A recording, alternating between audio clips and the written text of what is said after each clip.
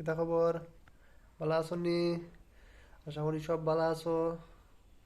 যাই হোক, কালকে ফার্স্ট ডে আসলো চ্যালেঞ্জের। আর ফার্স্ট ডেতেই আমরা লস করে বইছি। 160 টাকার মতো লস হয়েছে। যাই হোক, লস করার পরে আমরা যদি কিছু শিখতাম না পারি, তাহলে এটা লসের কোনো মানে হয় না। আর লস অতটাই নেওয়া উচিত যে লস লওয়ার পরে রাত্রে ঘুম যাতে আরামসে হয়। ঘুম যদি হয় না শান্তিতে, তাহলে মনে করবো লসটা বড় হয়ে গেছে কি। কালকে আমরা নিফটিতে ট্রেড নিছিলাম। নিফটিতে কালকে এক্সপায়ারি আসলো। আর টোটাল ক্যাপিটাল যেটা ইনভেস্ট করছিলাম সেটা মোটামুটি 35,000 টাকার মতো। আর 35,000 টাকার হিসাব মতে আমরা যদি দেখি 160 টাকা লস হয়েছে, ওই হিসাবে আধা পার্সেন্টও নাই।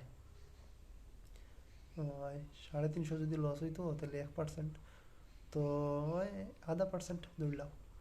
আধা পার্সেন্ট লস হয়েছে তো কিছু নাই, কোনো একটা ব্যাপার নাই। আমরা পরবর্তী যে আমরা লস রিকভার করবো, কিন্তু লস রিকভার করার জন্য আমরা যদি সাথে সাথে আমরা রিভেঞ্জ ট্রেড নিতাম, তাইলে এটা কিন্তু লসটা আরো বড় হইতো।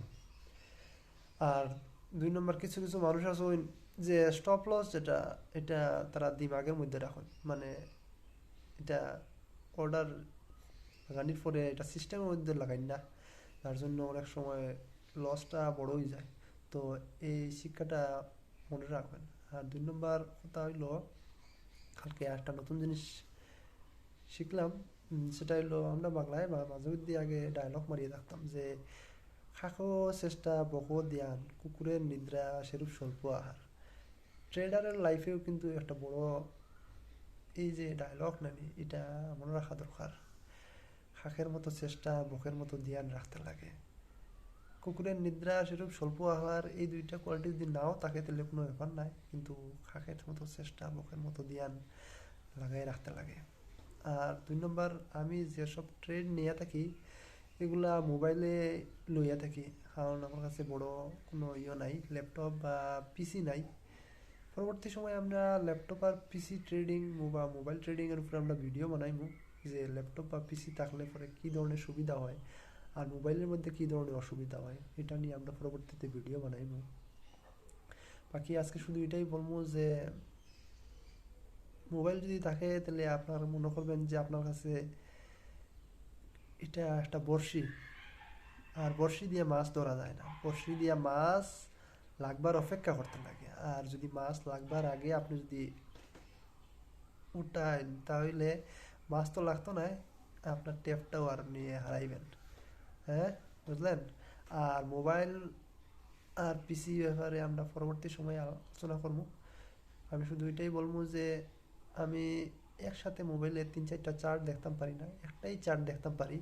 আর যার জন্য একটু অসুবিধা হয়। আর এই অসুবিধা আমি এটা কোনো করতাম না যে এটা কোনো সলিউশন, আমি এটাই কইমু যে এটা তো করতে লাগবো, কিছু করার নাই বর্তমানে। এটা দিয়েই করতে লাগবো, মোবাইল দিয়ে। কারণ এমন অনেক জিনিস আছে পরবর্তী সময়ে আমরা শেয়ার করবো, যেগুলা সবের সামনে হওয়া যায় না। যাই হোক, আমি কইতে এখন করতাম নাই। আমি ডিউটিতে গিয়া মোবাইল লুকাই লুকাই লইয়া যাই।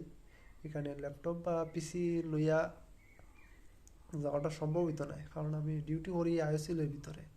আর আইওসিলের ভিতরে মোবাইল বা ল্যাপটপ কোনোটাও এলাও নাই।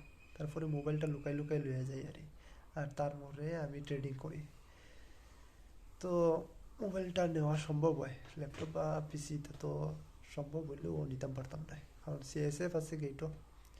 যাই হোক, এই ব্যাপারে আমরা পরবর্তী সময়ে আলোচনা করব। ল্যাপটপ ট্রেডিং বা মোবাইল ট্রেডিং ব্যাপারে আমরা পরবর্তী সময়ে আলোচনা করব, যে মোবাইল থাকলে কি বেনিফিট, ল্যাপটপ থাকলে কি বেনিফিট, এই ব্যাপারে আমরা পরবর্তী সময়ে আলোচনা করব। বর্তমানে কালকে তো লস হয়ে গেল। যাই হোক, লস থেকে কিছু একটা শিখতে লাগবো। আর সেই শিক্ষাটা হইল গিয়া খাকো চেষ্টা বহুত ধ্যান। এই দুইটা কোয়ালিটি যাদের মধ্যে আছে তারা সাকসেসফুল হয়ে যাইব। সময় লাগতে পারে, কিন্তু তারা হইব। যাই হোক, এই ডায়লগটা মনে রাখবেন। আর যখনই হারবেন, মাঝে মধ্যে এই ডায়লগটা মারবেন আর নিজেরে মোটিভেট করবেন। ঠিক আছে, আজকের জন্য এইটুকু। ঠিক আছে, রাখলাম তাইলে।